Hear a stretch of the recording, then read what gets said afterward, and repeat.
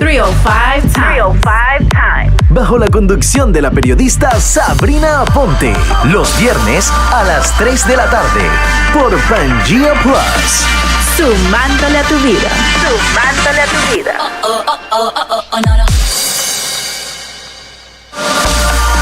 Get ready for a taste of Miami with 305 Times. Bajo la conducción de Sabrina Aponte por Pangea Plus. Bienvenidos. Get ready. What's up, mi gente? Welcome back to 305 Times.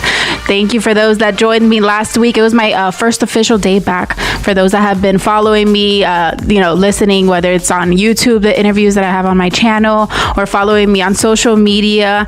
Thank you for joining me again for the second time. Slowly but surely, we're coming back here in the studio, adjusting to the whole social distancing, staying 6 feet, wipes everywhere, hand sanitizer, still following protocol here in the county as we slowly reopen to somewhat of a new normal during this pandemic. My name is Sabrina Aponte. Para esos que no me conocen, ya hemos estado más de un año con este programa. So it's a lot of accomplishments, bumps throughout the road, but I am grateful to be here, grateful to be spending another weekend with you guys, getting the weekend started here in 305 Times. And if you have yet to subscribe to the show, if you're listening to us online, because for those that listen to us, frequently, this is programación a las 24 horas en cualquier parte del mundo, completamente gratis, with Pangea FM, Pangea Plus, Pangea Academy. There's a little bit of everything here in Pangea Digital. It's a whole city what we got going on here. So thank you for those that are listening in live right now. If you're listening in through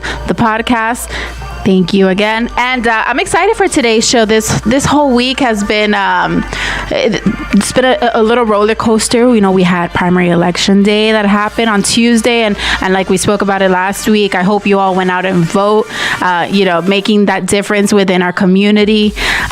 So important. I hope you guys are satisfied with the picks. There's a lot of back and forth when it comes to politics, but as long as you went out and vote, that's what matters. You made sure that you take advantage of that privilege that it is. And also, Tuesday, it was a commemoration of the 100th anniversary of the 19th Amendment, which is a huge deal. Who would have thought, fast forward to 2020, we have a VP, a woman of color, vice president candidate.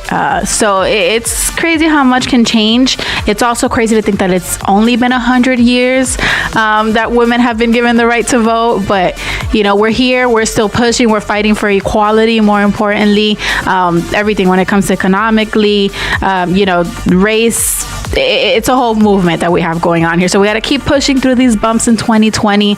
That's always the spirit here in 305 Times, get the good vibes rolling and kind of forget about that negative energy from the outside world that we have going on right now. Back to school also this week, midweek that it happened, Wednesday, Broward County Public Schools and other counties throughout Florida started what was a new normal for students, teachers, parents, the entire staff virtually, having to learn. I can't imagine what that's like for parents right now that have to work from home and also teach their kids from home. So shout out to all the parents, really. The teachers also, this is a huge adjustment, having to teach online and making sure that, your message gets clear, that these kids are learning, that they'll be on their way to graduation, more importantly, and working on goals for the future. Who knows until when this is going to be, but I think it's a great idea. And in my opinion, the whole going back to school like certain states did, we've obviously seen how that's played out. So I think that's the last thing that we needed to be doing here in South Florida. So let's give it a few weeks. Miami-Dade County Public Schools is set to reopen at the end of this month. They pushed back their weeks. I think they wanted to kind of see more or less how that went, how the numbers were going down. There was a lot of back and forth with the positivity rate. So, it's all about being precautious, especially here in Miami. We've seen how many it's affected. A lot of us have either known of someone that's been affected by it or have personally definitely been affected. So it is still something to take serious here, besides, everything that we have in Miami to do, and so much that we want to get back to somewhat of our old lives. But we have to understand that it will never be the same. So just take precaution. Enjoy the ride, the ride, no matter where it's going to take us. And let's get started with today's show. I'm excited for who I'm about to introduce, because I kind of just ran into her, on social media, the good old social media.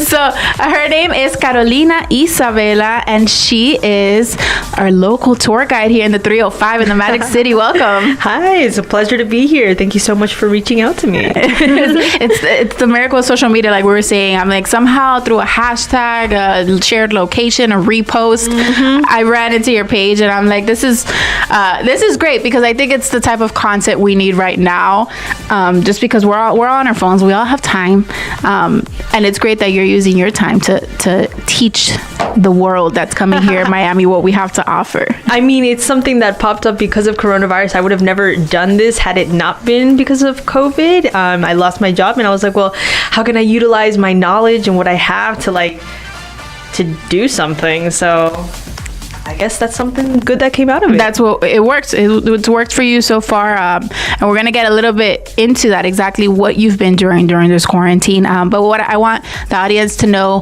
who is Carolina, and how did you get started in tourism?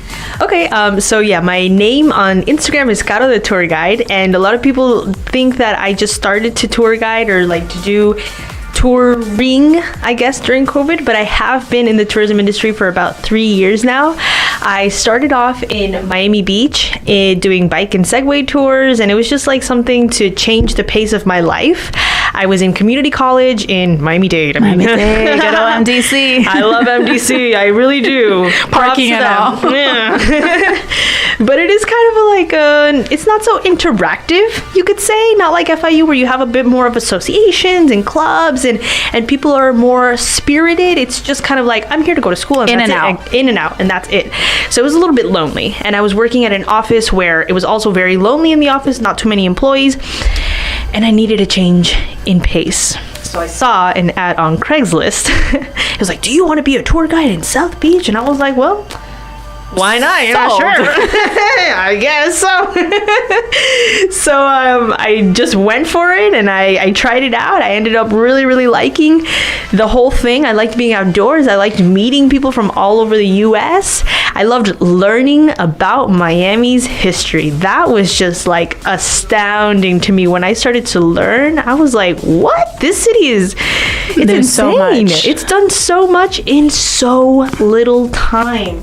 So I started off there, and then for the past 2 years, I've actually been working in sales in Miami Tour Company. So I haven't done full-time tour guiding in about 2 years, but since I was a tour guide, I would do tours with them about once a week, just to kind of get out of the office and like switch it up every once in a while, and keep it fresh.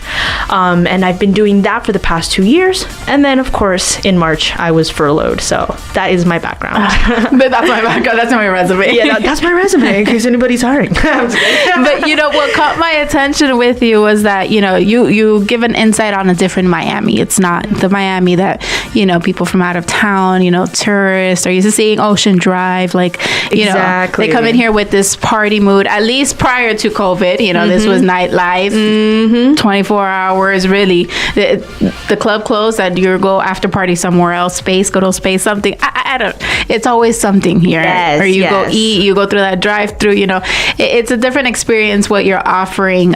So it's great, and not only for tourists, I think also for locals. There's honestly, so much we don't know. It's for the locals. This is not for tourists. I interact with tourists all the time, and they vibe really well with the kind of history, and a lot of them know way more than the local people would know about Miami's history. They're like, oh yes, I've heard about this and that and the Everglades and blah blah blah. They did their research. Locals though, like, y'all don't know anything, So that was kind of the goal. I'm like, I really want Miami locals to go out and think of, like, to know the history, because they're never going to go on a tour. I don't know any of my friends who are going to be like, oh yes, Saturday I'm off, let me go on a 4-hour bus tour, Like, to Decker, yeah. Everybody would say that's ridiculous. Like, I know Miami, I know Miami, but you really don't. Exactly. There's certain neighborhoods that you wouldn't go into, that you wouldn't go out to try out the restaurants, that you wouldn't go shop it, and I've learned so many things in these past 3 years that I've delved much deeper into,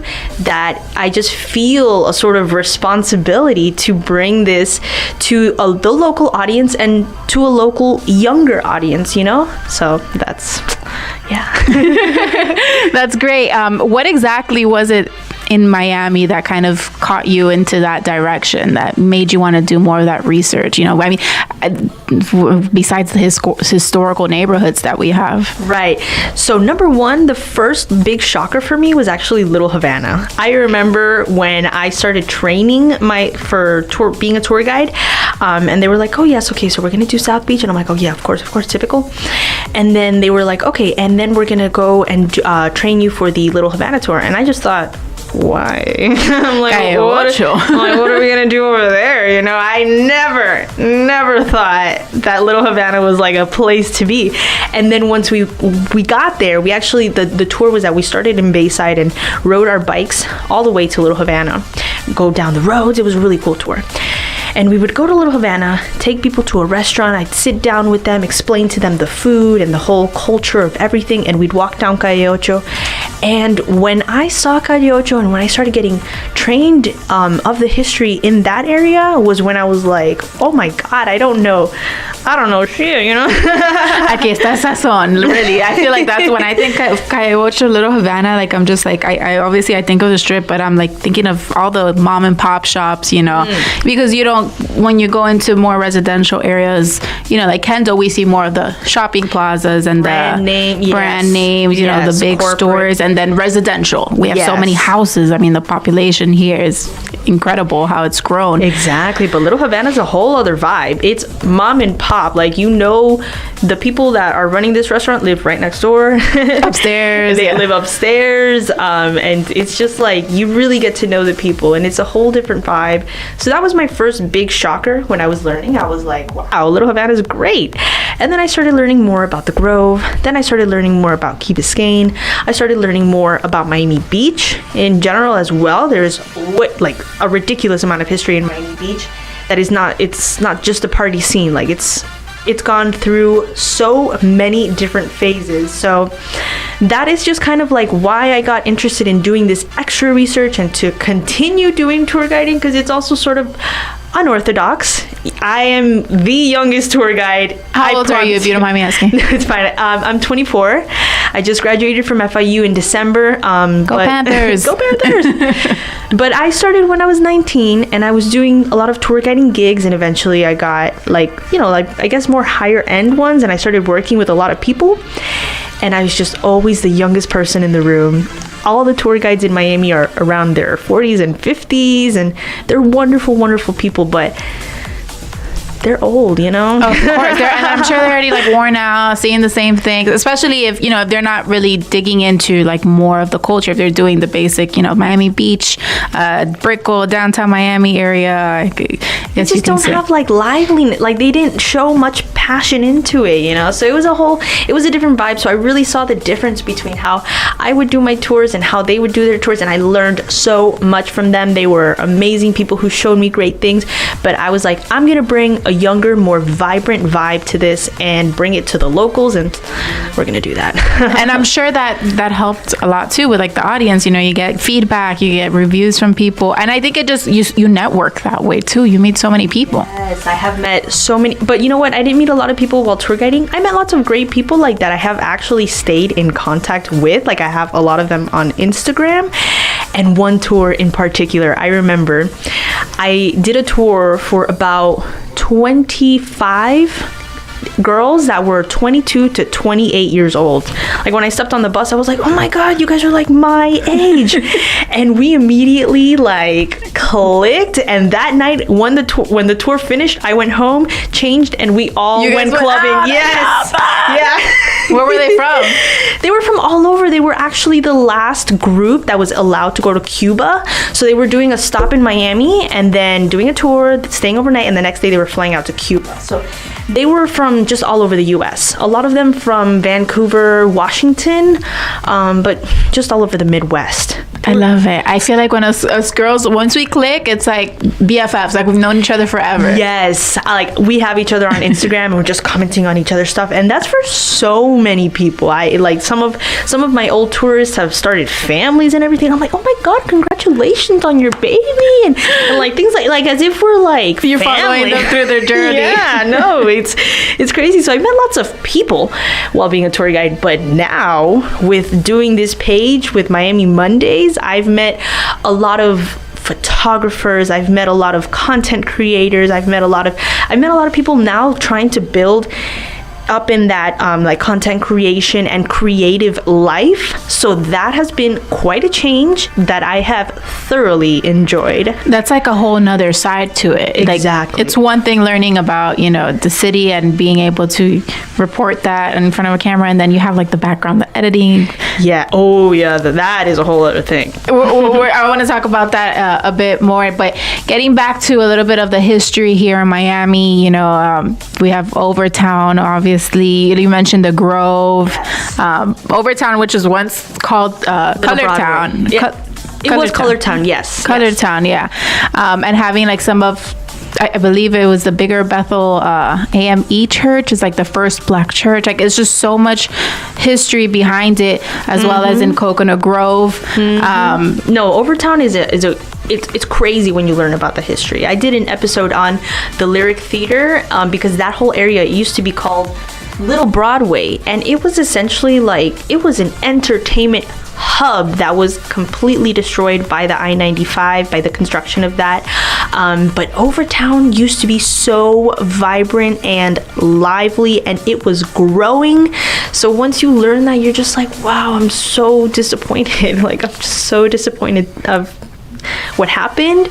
But now as I go back, I am seeing some more growth. So we can hope that we'll have that same vision that we had back in the 30s again, and let's get Overtown thriving again. Especially, being right literally a few feet away from Wynwood, which is like one of the biggest hotspots in tourism. The art, when we have Art Basel, just everything, the nightlife. It's crazy to think that, the poverty that is happening just a few blocks away, the crimes that are occurring like right around us, and we don't get to see that. We're not putting enough paying enough attention to those communities that are being affected by all this absolutely gentrification. Yeah, it's a city that has been completely overlooked, and it's a shame. But the Lyric Theater and the Black Archives Foundation have done a wonderful job at making sure that they preserve the little that they have left, and then to expand and to create that vibrant city once again. So hopefully in the future they can, and that is one of the reasons that I believe history is so important. It allows you to get a better appreciation for the city, and just like this enthusiasm, like, oh my God, this used to be so great. Like we need to make it great again. I love it. Oh God. Yes, Miami-Dade County. Yes. Now, with all that you've learned, what do you think has been the most interesting thing that you've learned throughout this process of Miami? That kind of stood out to you that you're like, wow, I had no idea. Gosh, there's literally so many things that I have learned, because I've picked up on a couple things and I'm like, oh, okay, now I know that, but never really delved into it. Like Stiltsville, I'm like, I always knew that was there, but now I delved into it, and I went there and I sailed with this amazing sailing company, Salty Miami. They took me out and we did an episode on Stiltsville, and that was something that was just like so amazing and very unknown. And I mean, I don't want to reveal too much because there's still a lot of episodes I haven't done, and I want you guys to tune in. All right, but that one was your last one. That's the one you just dropped this last Monday. And I dropped the Spanish version today on my Instagram. So if you guys, el español, por favor, está disponible. En todas las plataformas, Miami Martes. Yes, Miami Martes. I love that. Miami Mondays, Miami Martes. Now let's talk, before Miami Mondays a little bit.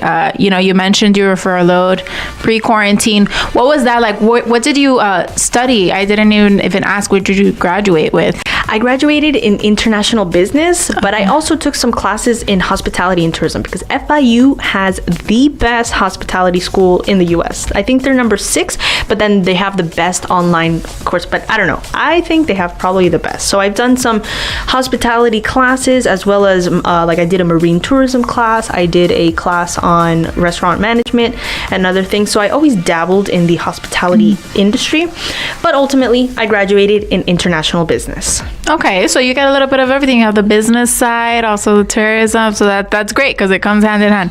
And now, okay, so this happened, quarantine, COVID, you were furloughed. How did that affect you in every type of way? Like mentally, it's been so much, like even for me, and thankfully, I thank God that I'm still employed, but yeah. I can't imagine, how it's taken a toll on others.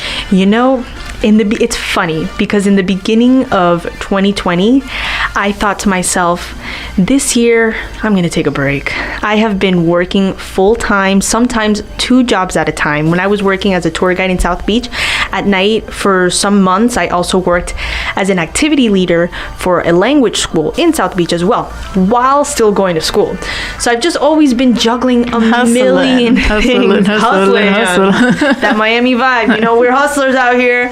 So I have, for the past 5 years, I've just been like waking up at 5 a.m, going to bed at like midnight. And in the beginning of 2020, I thought to myself, okay, I graduated. I'm going to take a little bit of a break and I'm going to delve more into my passions. I am a very outdoorsy person. I love rollerblading. I love biking. I love sports. I love creative things. And I was like, you know what? I'm going to take a break. And then coronavirus happened and like the universe was just kind of like, here you go, girl. So I was furloughed. And of course, it's a little stressful because of the uncertainty. But at the end of the day, I was very blessed and grateful that I was somewhat prepared. I had savings. I have been like saving money already.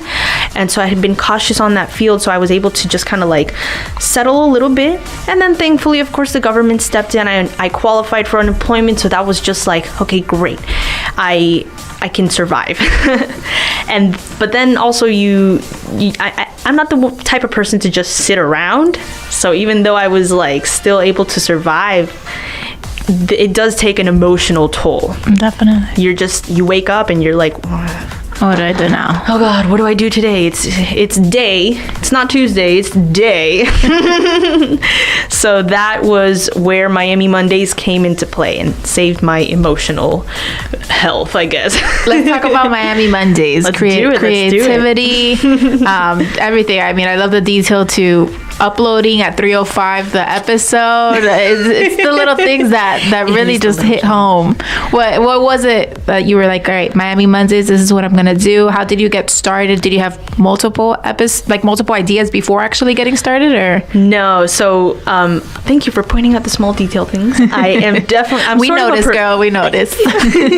I'm like somewhat of a perfectionist, so it's just like I think about every single little detail that I can. But Miami Mondays was just an idea that I had on a Sunday afternoon. I don't know. I was meditating or something, and it just came to me. Sunday fun day. And I thought, you know what? With all this time that I have, I know about all these historical landmarks.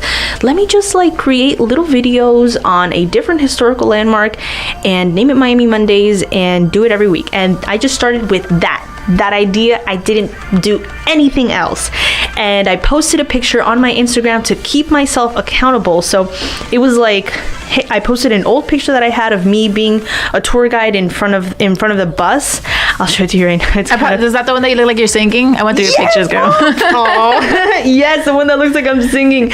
So I posted that one because I thought it was funny. And I was like, I'm back, y'all. Since I can't be out and about giving tours, I've decided to share my knowledge and do these Miami Monday videos. So I posted that on Sunday when I had the idea to keep myself accountable, like do it. And then the next day on Monday, I got on my bike. I went to Miami City Hall. With just my phone and like selfie style. And I was like, all right, guys, so this is Miami City Hall. all. It was, built in this time and this time, and then I gave the information, and then I got home, and I was like, all right, how do I edit this, And I had to find a software that works. So that was just like a big time crunch that, I figured it out, but it was just so... I can't stress to you how little planning went into this. It comes out great. So it's very genuine. You could tell it's like at least something that you're passionate about, and you're learning through the process. Definitely. You can see the progression of each episode. Like the first one is just like selfies. The first 3 are just selfie style, me talking in the camera, and then I finally get a little mic, and then I finally get a little tripod, baby steps. So I just like each episode I'm learning, and I'm like, okay, how much more, like how can I improve the next episode? So it's a learning process. And that you're motivating yourself when you see that progress and how you're improving and everything. And to think that I really thought you studied like journalism, broadcast journalism, because just the way you speak and the way you're reporting, like, the history, the facts, it's really nice. It's refreshing. Well, it's funny that you say that, because one of the reasons that I started tour guiding is, I was studying business, and something important in business is presentation skills. You're talking like, if you're going to have a meeting, you gotta sell something. You gotta sell. If you're gonna be a CEO of a corporation, you have to be able to orate in a certain way, and just narration. It's important. And so I thought one of the benefits of being a tour guide would be to be able to work on that. And so that's just kind of that was one of the reasons I also did tour guiding. one of the effects of it. It was destiny. You were meant to do it. It really was. It really was. It happens. So something else I wanted to discuss, especially now that I have you here, because I saw you. You commented on it last week. I kind of briefed what was going on in Biscayne Bay and what's occurring right in our backyards. Not my backyard because I don't live around there, but still, it's our city. This is the ocean we enjoy swimming in, kayaking, everything. And we've been seeing, the dead fish, unfortunately, near like Morningside Park, everything that's occurring. So I spoke about it briefly last week. Since then, the mayor has taken it upon himself to try to make a difference, working with the local organizations that are helping out. They're actually calling people out in our communities to clean up. That's one of the things that they're recommending, obviously due to the pollution, the fertilizer runoff, the high water temp, everything. I think everything has just taken a toll, and of course it's 2020, so they said, why not? Here, have some dead fish, everything, unfortunately. But the Biscayne Bay has been having issues for a long time. For a few years now. In November, actually, right before I graduated, I went with FIU. FIU chose a group of students to go to Washington, D.C., and we all went for a water policy discussion to meet with legislators to learn more about plastics and how they're affecting us. We met researchers from FIU, because FIU is one of the most important institutions in Miami when it comes to that type of research. We're constantly monitoring the water to make sure that is habitable for these fish, because that affects every single aspect of our life, not only our livelihood and our water supply and our infrastructure, but our economy. If the Biscayne Bay is no longer thriving, what tourist is going to want to come here? They come here for the beaches. They come here for the wildlife. Nobody's going to come here, and 60% of our revenue comes from directly or indirectly from hospitality and tourism. Yep. So if we let that die, say goodbye to this city. Nobody's going to be able to live here. Absolutely. And yeah, like you said, it's been going on for several years, right? We see it with everything, with the amount of floodings we get during hurricane season. Downtown Miami is just like the tides coming in. It's like, wow, this is really happening. Like our city looks like it's going underwater little by little. And we had the algae. That was another thing that we spoke about in Washington, D.C., and how the farmers in Middle Florida are affecting, and these lobbyist groups from the sugar plantations, how they're affecting legislation so that they're able to run off fertilizer and they're able to run off whatever they please without really any consequence. And that has affected us, as we saw last 2 years ago. I think it was the algae, or the red tide it was called. The red tide. So that was a product of that carelessness. And we just need to make sure that we pressure legislators into making sure that they do something about this, and that they are regulating and controlling farmers and developers. Developers come here and they can just do whatever they want. We cannot allow that to happen. We must be strict with our city, which is why also it's important to know the history, so that people can really feel a caring and a love for it. You can really love something when you appreciate it a lot more, when you appreciate where it's come from. So that's also a big part of it. Yeah, I mean, it's unfortunate that people don't already do that living here. Like this is your city, you live where people vacation. Yeah, right. Like, why not? I know. So what they're asking volunteers to do is to help clean up the decomposing marine life, before it releases more of this bacteria into the bay. More importantly, there's Morningside Park, Pelican Harbor Marina, Baywood Orc, Margaret Pace Park, Legion Park.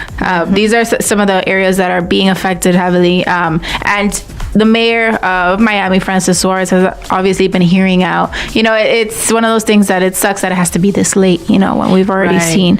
But, slowly but surely, this is what matters, that people are reposting, that people are volunteering, that people are caring, and it gets to the local officials. They've now taken a step forward in trying to solve this. They're currently installing 1,000 inlet filters that are supposed to help out with the pollution control during the stormwater system happening. They were actually part of a pilot program. According to the city of Miami, they were part of the pilot program where they were originally installing 20, and they already have some in Brickell, downtown Miami area, but now they're working alongside the entire city, and especially these areas that are affected. I feel like everything goes back to budgeting, and well, that also plays a lot into awareness. So this is something that researchers have been bringing up to the city for a while, because as actually the sailor that I just went out with Salty Miami, they put it out, they said it perfectly. We are a first world city with a third world infrastructure, and the environmental activists of Miami, of course, they're bringing this to the city. But when two people come up to the mayor and are like, oh, we should be doing this, two people is not going to affect anything. So now, oh my God, it's so unfortunate that that this dead fish thing had to happen for the city to do anything. No, it's more like, this dead fish thing had to happen for the city of, like, the people to bring awareness and to become activists into pressuring the city to do it. Because at the end of the day, politicians can't read our minds, or they can't they can't know every single problem before it becomes a problem. So that is where we also have to come into play, to make sure that we are mobilizing, like the troops, us and the population, to pressure the government officials into doing these things. And that's why we need awareness, and lots of it. Exactly. Yes, a lot of retweet, repost, because clearly that's the way that we have to get to our officials. Thankfully, we can do that in this day and age. Thankfully, that we're able to do that, and thankfully, there's a lot of great organizations that are putting in work. That too. They're the ones that are really stepping forward for our communities, cleaning up. Whether it's like trash being cleaned up, but now the dead fish and the other species that are dying. I definitely want to give a shout out to one of the organizations, Miami Waterkeeper. They have been one of the ones that are monitoring every single second of the day, making sure that the levels and everything. So they have been an amazing organization. I just want to thank them for their work, because this is something that needs to be done, and thankfully there are people out there doing it. So we need to support them and continue bringing this awareness. And I mean, they're amazing. Absolutely. Now let's get a little bit back into Miami Mondays. We spoke about Miami Martes, which now you're transitioning to Spanish. Yeah, I've gotten a lot of requests to do the Spanish video, because I do speak Spanish. It's just not my forte, like I was telling you, just my second language. But a lot of requests. So I'm like, all right, guys, I'll do it. Practice makes perfect. I started with the show in Spanish, and now I'm transitioning in English. But English is my first language. But I mean, growing up, in a Hispanic household, growing up in Miami, it's it's a blessing. It's a blessing that we got to do both. And that's what I wanted to talk a little bit about. Where are you from, and how was your childhood growing up you're Hispanic? Yes. I was born in Colombia, in Medellin. Colombiana, paisana. Yeah, paisana. ni sabía y vea, ahí está de frente mío. So you're from Colombia? De Cali. Oh my God. You know what? I heard you speak Spanish and I was like, wait a second. We recognize Hold each on other. a second. But yes, I was born in Medellin, but my family came here when I was very young, about 3 years old. So I grew up in Miami, but like I said, like we just said, thankfully, Miami allows you to continue to cultivate that Latin, identity with you. So I'm really grateful for Miami in that sense as well. Imagine if we were in the Midwest, we'd be gringos all the way. That's what I'm saying. And you're more Colombian than me. I was actually born here in Miami. Look at that. But my family's Colombian. I had some of my childhood was in Colombia. I got to go to school there. So I'm always like, I'm like super proud Colombiana. And then just like, if I can do this in Spanish, I'm like, it's because I grew up in Miami and I have, all these cultures around me. And that was something I wanted to talk about because like you said, Miami's like completely different. And we don't claim Miami as being part of Florida around here. No. We're like Miami-Dade County. Yes. If somebody asks you where you're from, I'm from Miami. I'm not from Florida. I'm from Miami. And if somebody else that's not from Miami, but they're from Florida, they're like, yeah, I'm from Florida. It's completely different. If you've never been here to Miami, if you don't live here,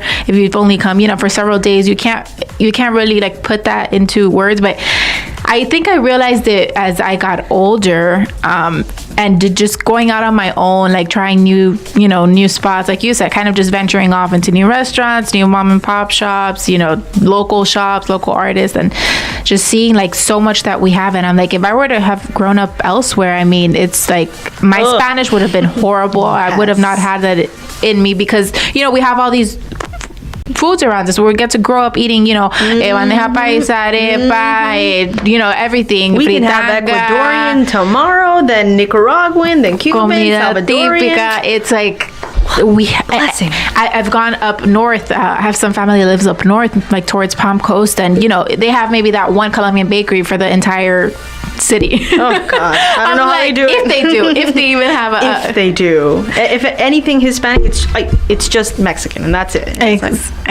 That's what I'm like. One of the things that I'm so fortunate about living in Miami and getting to experience all that. I'm like, I don't know what other part of Florida I'd be able to really. We're blessed.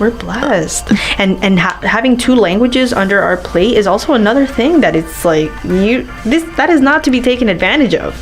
There are so many, gringos trying to learn Spanish and they struggle. And I give them so much prop when I meet an American, like a northern American panhandle. Yeah. And they speak Spanish to me and I respect them so much. I'm like, you had to actually go out and learn and push for this. I had to, or else I couldn't speak to my parents, You couldn't translate the letters. You couldn't. Oh my God, you just brought back some That's memories. for like my grandparents. ¿Qué dice esto aquí, mija? You're like 4 years old reading immigration papers. Like, I don't know what this means. It's like, how do you not know what it means? Don't you go to school? Thankfully my mother, she speaks English fluently. She was actually born in New York, but my dad, he is, caleño, bandera Colombia tatted on him, and it's like it's a big deal, having to speak in Spanish and knowing how to write also in Spanish. And that's what you're doing now with Miami Martes, which is great. So you're pushing yourself that extra limit. Myself so much. I thought about it last week because I was thinking about just releasing it on YouTube to get more people on my YouTube, but I wasn't really getting subscribers. And I was like, gosh, this is so much extra work because it is a lot of. It's a one woman. Let's talk about that because everyone needs to know what happens behind that 2-minute video and all the stress, the pain. How do you stay sane? Because you're producing, you're reporting, you're editing, like you're doing your research on all of this, and it's like a million things at once. You're on a boat. I'm sailing. I'm like, welcome to Miami. I'm like, who's shooting for her? Well, thankfully for that one, I did have my friend. She held the GoPro thing, So for that one, I did have help. But for all the other ones, it's just me. It is me. It is very overwhelming.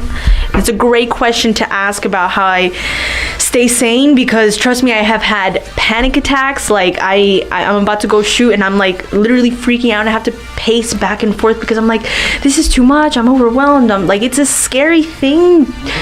I don't know why, but it's just a little bit scary to go somewhere and just like set your tripod down and talk in front of the video, and people are just looking at you, and it seems stupid to care about that, but I mean, go try it. All right, it's a little hard.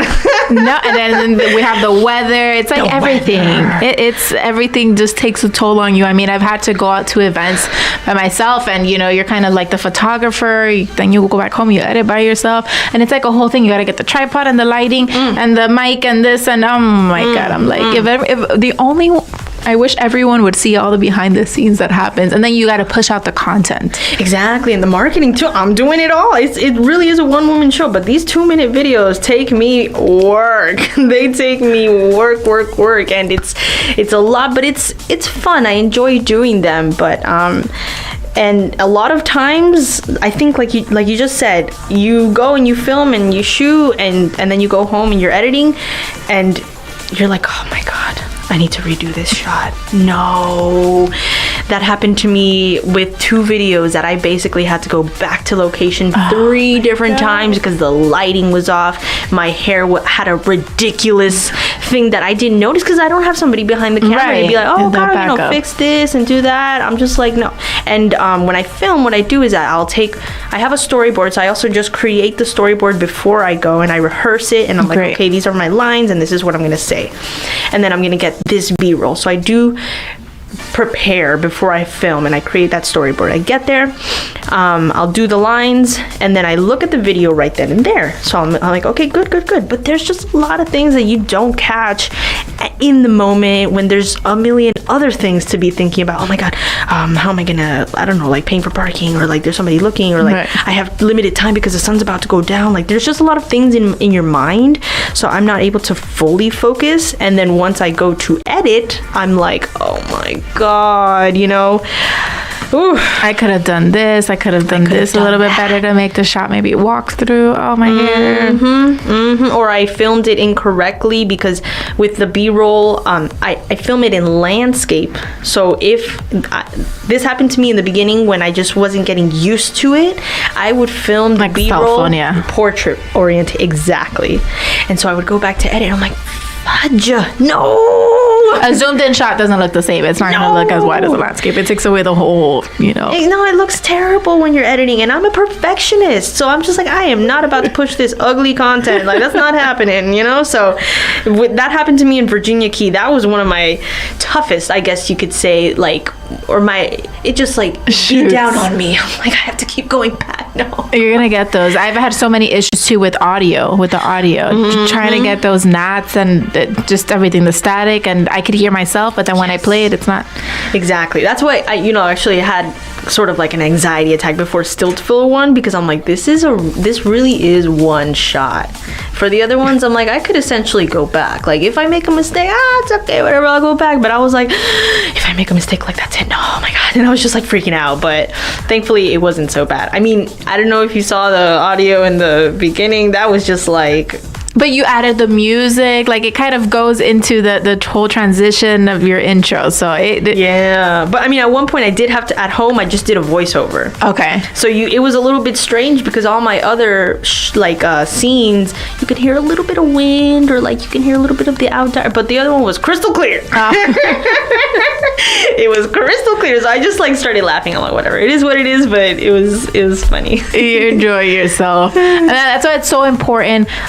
For everyone listening, those in Miami, the community, to just support each other and, share that video, repost, go like, subscribe. Yes. Where can everyone, follow you, watch your videos, and I think you have a Patreon also, right? Yes, I do. So the best way to support, well, number one, the easiest way to support is liking, commenting, and sharing. So liking and commenting, it helps with exactly.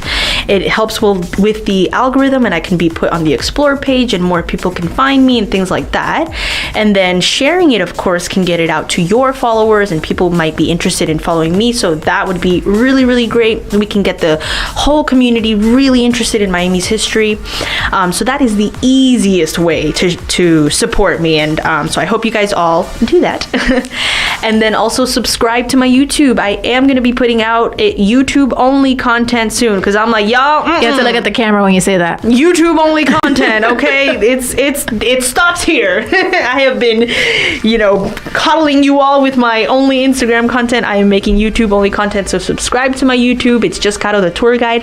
I have to get like 100 subscribers to be able to edit the URL to make it the short thing. Yeah. That's how that works. Yeah, it's so annoying. I'm like, come on, y'all. Like, no. So I have like 53 subscribers. So help me get the 100 subscribers so I can have like a normal looking URL. So that's another way. And then yes, I do have a Patreon. So like I said, this is a whole production that I do completely by myself, and it is a lot of work to produce, to edit, to be the star of the show. And I generally would like to upgrade my equipment. So if you want to support me financially, then please subscribe on my Patreon and become a patron. And I mean, when I become famous, you'll be like, yeah, I supported that girl when she was small, I know Miami because of her. I'm pretty much a local now. Exactly. You will be a Miami expert in no time. I will get you all into shape. But yes. I love it. Hopefully, ending quarantine sometime soon. Who knows when. What do you think is going to be the new Miami? I think the new Miami is going to be a more loving Miami, a more community inspired Miami. I've already felt it within myself. I know my neighbors now. Really? Yes. I mean, after how many years of living next to them? Yeah, literally. I've been living in my apartment for almost 2 years, and now I'm like, hey, you're my next door neighbor. Exactly. So now that I'm home all the time and I'm just sitting on my balcony, I'm like the viejita of the neighborhood, because I'm just watching. I'm just a watchdog. People watching. That's people the best watching. thing to do, especially here in Miami. Yes. You see some people do the craziest No, things. you gotta know who's around. I'm like, I haven't seen that person around here before.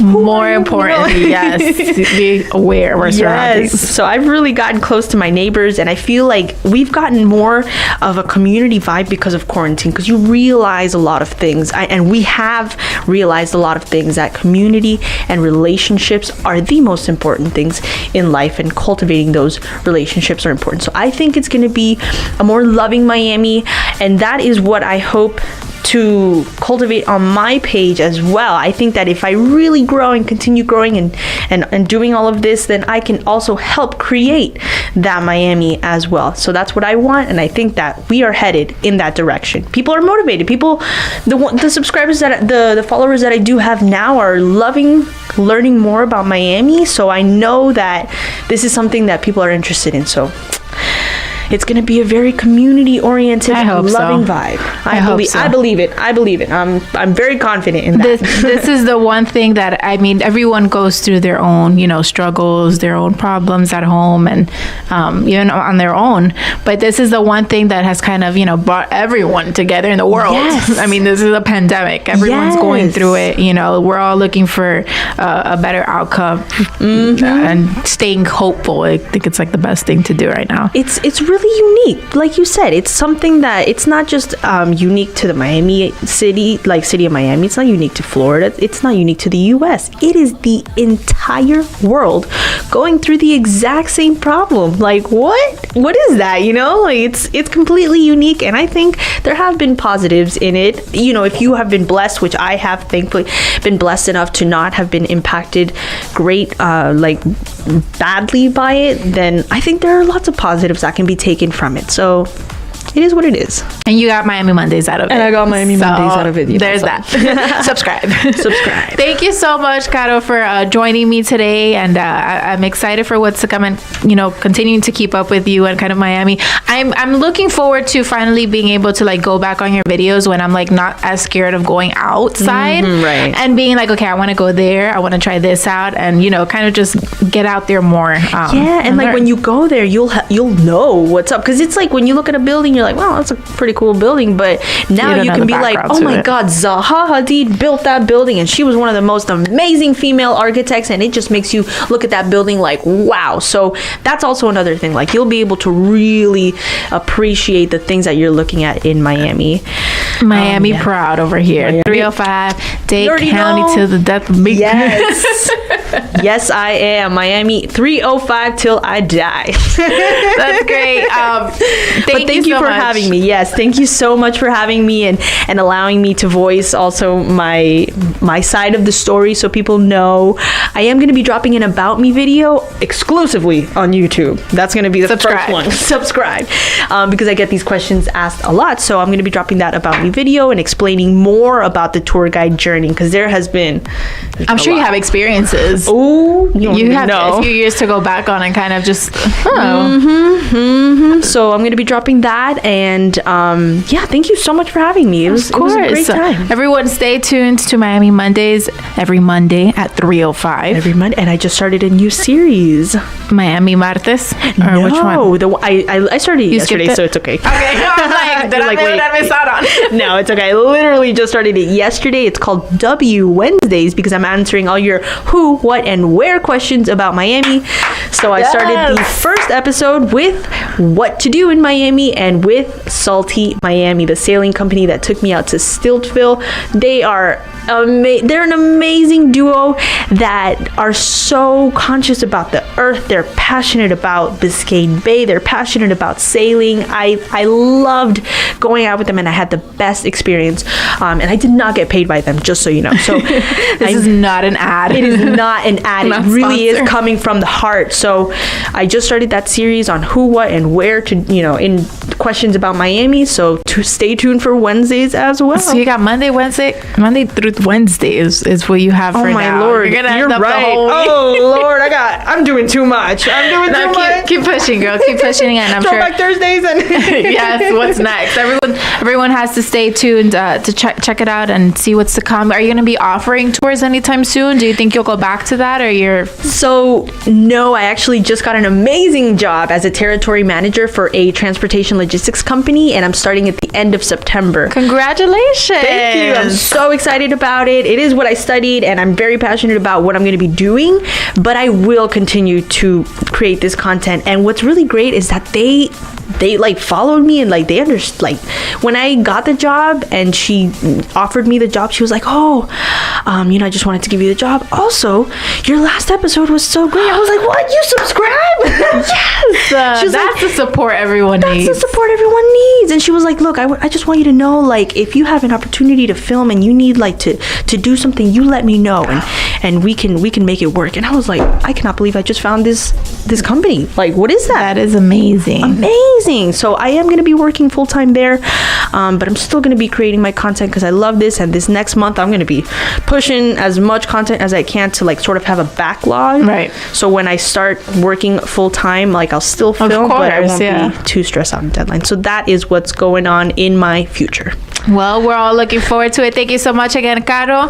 I'm taking you guys into the weekend. We're going to go into a short music break for now with some reggaetonera, Anuel AA. Let's go.